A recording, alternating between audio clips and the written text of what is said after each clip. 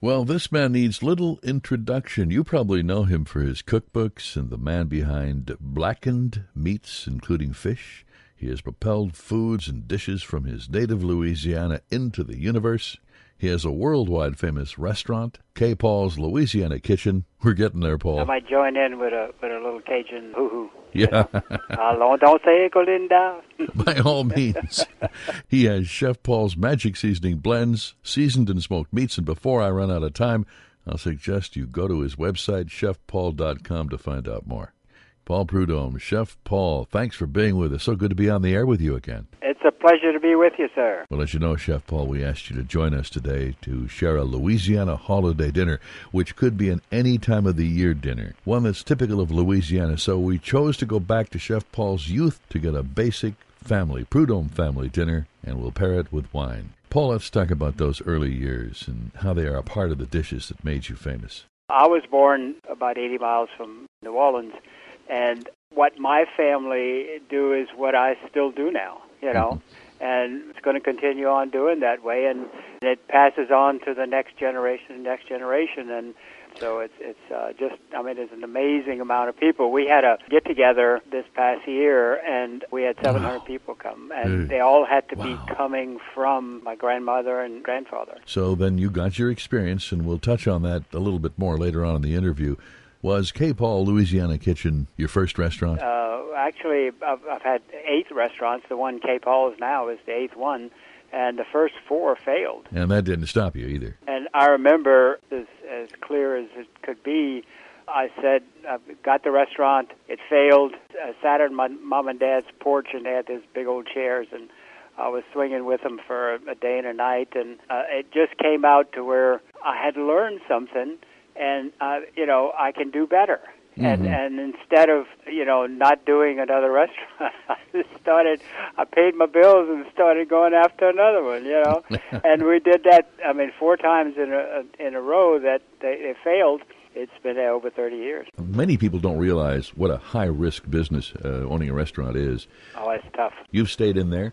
You've had tremendous success doing it, and we got to congratulate you on this, Paul. I got to tell you, Well, the truth is that you got to have a lot of moxie, but you also got to be lucky, and I've been lucky. I understand that word, moxie. It takes that stuff. A lot of people don't get that these days. A lot of them think moxie is something you buy at Kmart. No, you can't get it anymore. No. You can't get it on Kmart. Okay, Paul. Well, let's look at a down-home Louisiana dinner. What did you have in mind today? Beef, pork? We love pork, right. And pork was available to us because we had hogs on the land, and we had duck, and had all kind of things like sweet potatoes, and oysters were very available to us, and of course there was rice all around us, literally all around us, and so we would probably do 2 or 3 different kinds of rice, and really was so amazing because we would have maybe 75 people at the house. Wow. And all the kids had to eat first, and the ladies would get all that stuff set up, and the guys would be outside playing. So it was great. Oh, man, that's really something. Now, you mentioned pork. How would you do pork for a moment like this? What would be the ingredients you'd use? One of the things that I've always done, and I still do at the restaurant, and I still do at my house, is everything has to be fresh.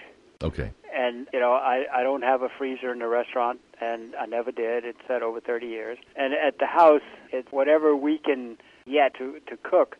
It makes it easy because I've been doing it so long. So fresh veggies, fresh everything to complement the pork. Now, would you roast the pork? I love to do in the oven, especially, put whatever I'm going to put into it, all kind of stuffing or, no matter what it is. And then if you really run an oven slowly, and I mean like, instead of 350 or 340 or just go to 275 or around there.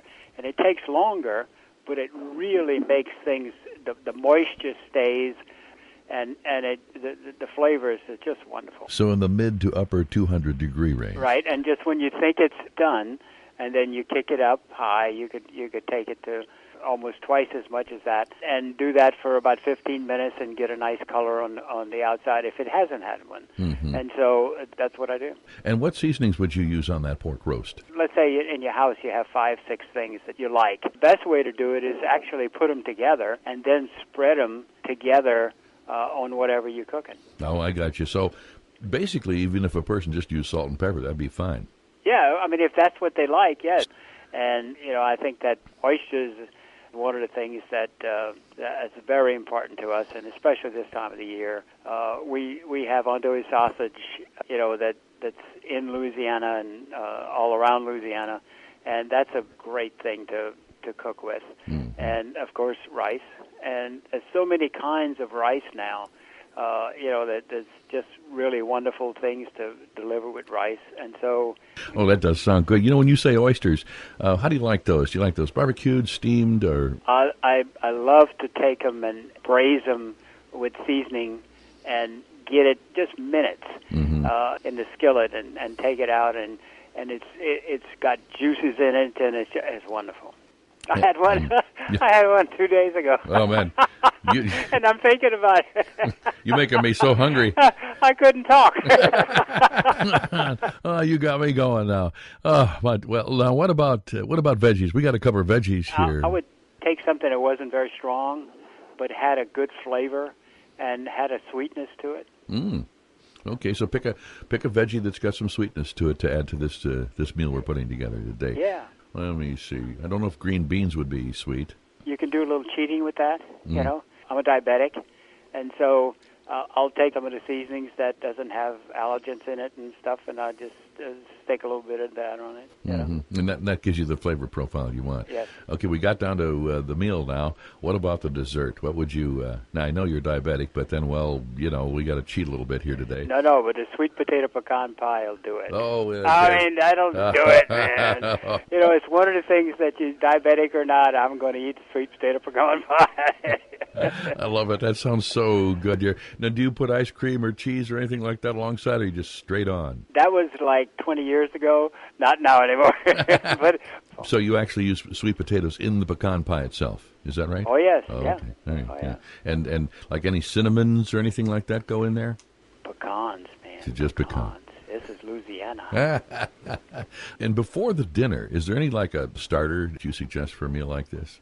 For what I'm doing, talking about the family, we never did that. Okay, now it comes down to the wines you're going to pair with this. And joining us is not only your chief tasting panelist, but president and CEO of your enterprises, Sean McBride. Let's see here. You were provided with a sparkling wine, a Prosecco from Italy, right? That was my favorite. As a matter of fact, I am sipping on a little bit of it right now because I had to get in the mood, to know really when I was talking. And I love this because you could use it in the beginning, yep. You could use it in the middle, or you could use it in the end. Oh, it works any place. Wow, thanks. These are great ideas. So welcome. And that white wine we thought would be just great with Black & Fisher. That was the Pinot Grigio, I think. Exactly. And what did you say it would go well with? We thought it would be great with our Black & Fish dishes, whether it be a drum or a salmon, even our tuna.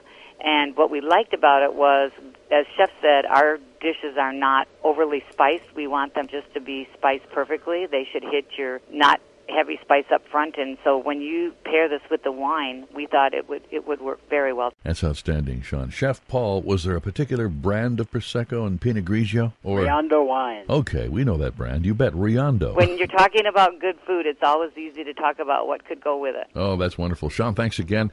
Well, Chef Paul, congratulations on all your ventures. It's great to hear your voice, and like I said earlier, I think you're winding up. You're not winding down. You're full of energy, my man. Thank you, and I got to say one more thing. Yes. Good cooking, good eating, good loving. We love you guys! Oh, Prudhomme, thanks for being with us today. And to find out more, go to chefpaul.com. And for the wines, go to riondousa.com. This is Scott Carpenter. Thanks for joining us today on the ESE Syndicated Network, serving select CBS stations.